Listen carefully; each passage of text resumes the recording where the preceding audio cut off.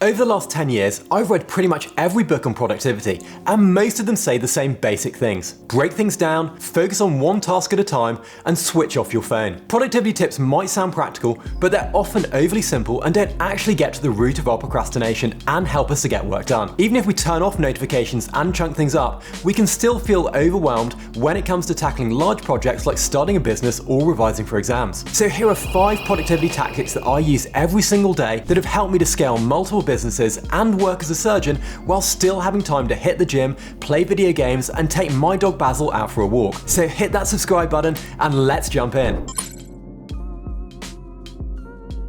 The first productivity tip I want to talk about is one that I use all the time, and it consistently saves me hours and hours when it comes to getting started with pretty much anything I'm doing. In his book Steal Like an Artist, author Austin Kleon points out that most things have been done before. And this title itself is stolen from a quote by Pablo Picasso, who said, "Good artists borrow, great artists steal." To steal like an artist, you have to rework the idea and make it your own. If I'm getting started with anything, the first thing I'll do that saves loads of time is to look at what else is out there. It's basic market research. Specifically, I'll look at people or projects that have succeeded. If I have an idea for a new business, I'll search Crunchbase or Google for similar business concepts. If I'm wanting to write a Twitter thread, I'll look at similar accounts to mine and identify which of their tweets recently went viral. Research what others have done. Search for relevant books and podcasts and ask ChatGPT for the best examples of what it is you want to do. We're not replicating what others have done here, but we're using this research as a starting point on which we can then add in our own creativity and opinions. I'll think how I can improve and expand on these ideas, concepts, and processes. For me, when it comes to being productive and beating procrastination, this research phase saves a ton of time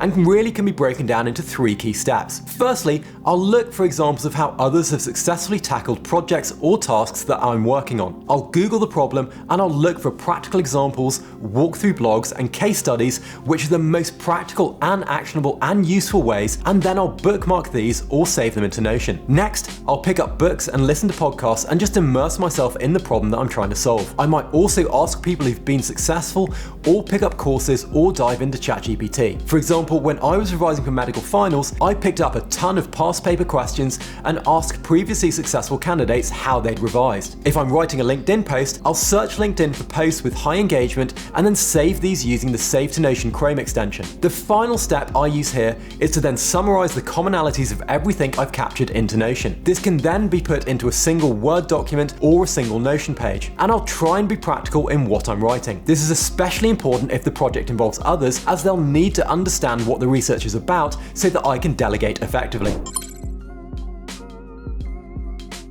My second productivity tip that stops me from feeling overwhelmed is called reverse planning, and I use it all the time. Once I've researched and saved some successful examples of what I'm trying to do into Notion, I'll then reverse engineer these examples into templates. We're starting from the end and working backwards, defining what we need to do to get there. And we're also creating a template that can be used again and again, and that will save us a ton of time in the future. In practical terms, let's say I'm writing a blog post about iPad apps for studying. A quick Google search will show me the top ranked posts on iPad apps, and I'll save these links into Notion. What I'll then do is look at the titles of these articles, and I'll look at the structure and how they're presented, and I'll look for commonalities between multiple high-performing posts. So I can see here that most are basically lists, most of them have 5 to 7 apps in them, and most have an introduction and then an image of each app with a short description and maybe a star rating system and a price list and a link. Now, even if I know nothing about search engine optimization, I now have a very basic outline for my own blog post.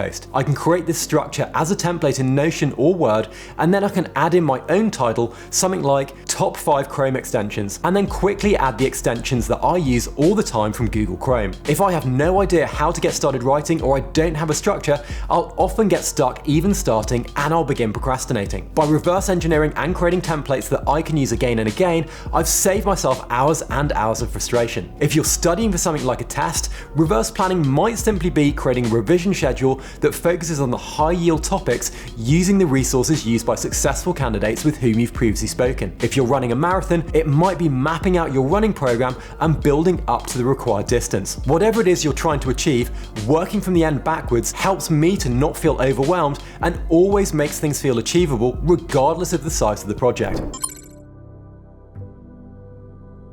Productivity tip 3 is called anti-perfection, and it's about getting down to work and executing relentlessly. Common productivity tips like setting false deadlines and not multitasking are all really helpful, but they don't really address the biggest issue that most people need to overcome to become more productive, and that's to beat perfection paralysis. When I first started building websites as a teenager, I'd spend ages and ages making them look nice, and I wouldn't publish them until every pixel was in the perfect position. When I started making money online through those websites and started building lots and lots of sites around my day job as a surgeon, I realized that the first few sites I'd built, I'd spent a disproportionate amount of time trying to make them look nice compared to the other sites, but the function was exactly the same. Interestingly, the sites I designed and published quickly made exactly the same amount of money as the sites that I'd spent ages perfecting. And for me, this was true for submitting coursework and getting pretty much any task done. The principle of good enough suggests that you should identify the point past which putting more resources into something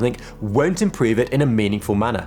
So you should finish with it and move on. Essentially, this means that you should embrace the idea that good enough is good enough, instead of wasting valuable resources such as time, money, and effort by pouring them into a place where they won't make a meaningful difference. Life is messy, and for me, my biggest productivity hack is that you don't need to always be perfect. You don't need to wake up and make your bed every single day, but you do need to get up and go straight to your desk and execute and work on whatever it is you're doing.